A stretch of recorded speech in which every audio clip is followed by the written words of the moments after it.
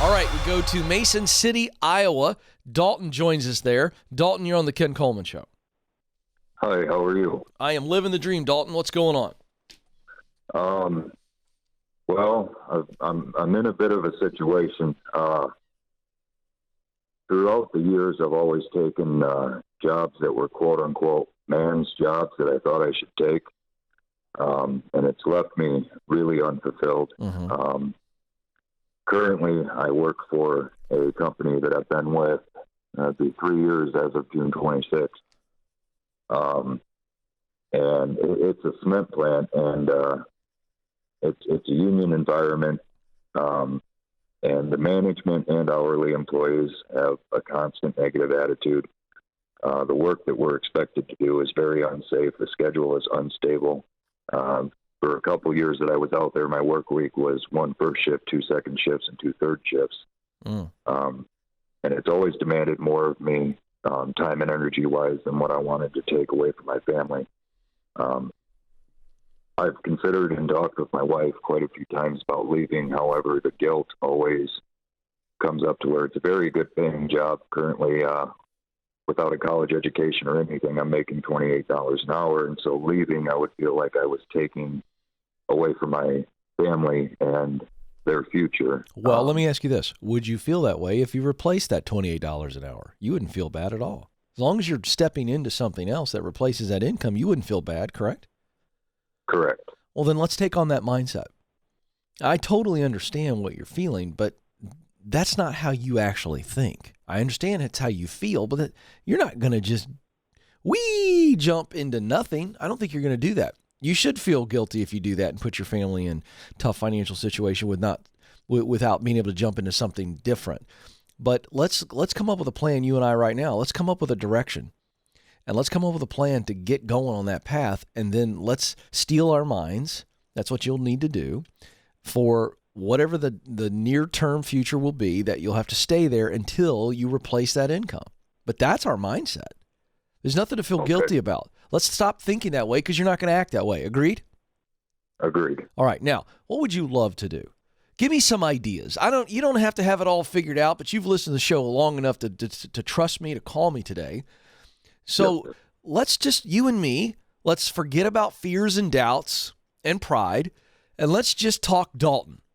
Now, what would you love to do, Dalton? Or what do you think you might like to do? Give me something. Well, I'm currently involved in AA and recovery groups, and I have a real passion for helping men that struggle mentally, emotionally, physically, spiritually, and relationally.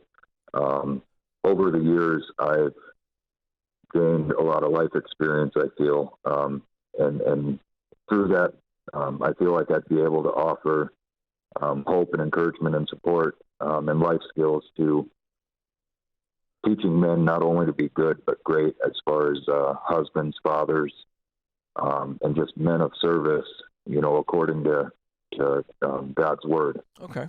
All right. That's good. That's a good one. Now, the question is, have you thought about the marketplace matches for that? So what are the ways you can do that would be a profession, not a hobby or a ministry? Because that could certainly be a ministry, okay, yes, where you do that, 10 hours a week or whatever, 30 hours a month, whatever you decide to do, okay? But are we looking at that as a professional passion or personal, more of ministry, volunteering, that kind of thing? What do you know about the marketplace? I would love to turn it into a professional passion. It wouldn't even be like work to me at that point. Great. So have you identified how you could do that?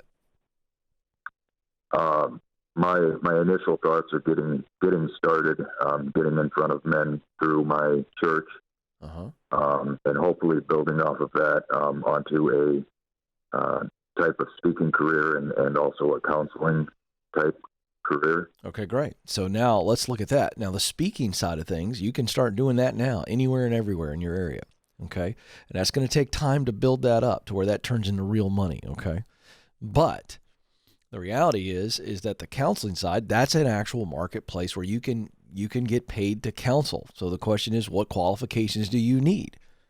And so stage one is get clear.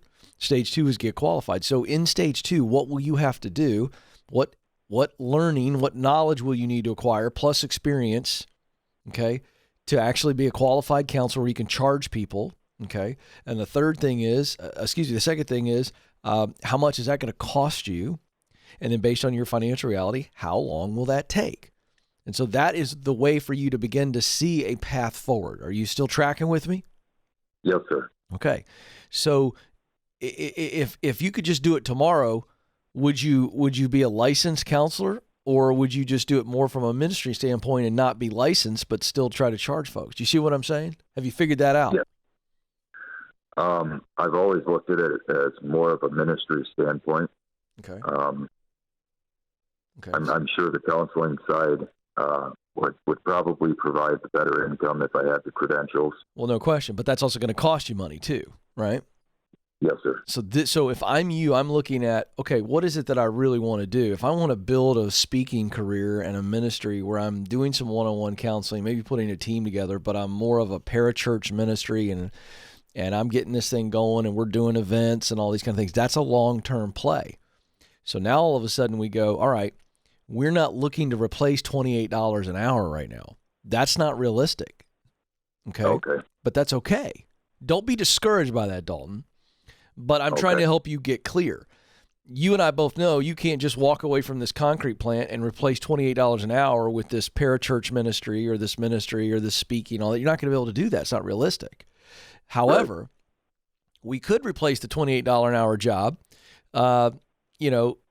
in some other plant or some other industry or some other type of work that you've done. You've been successful in keeping jobs, and you've moved around a bit.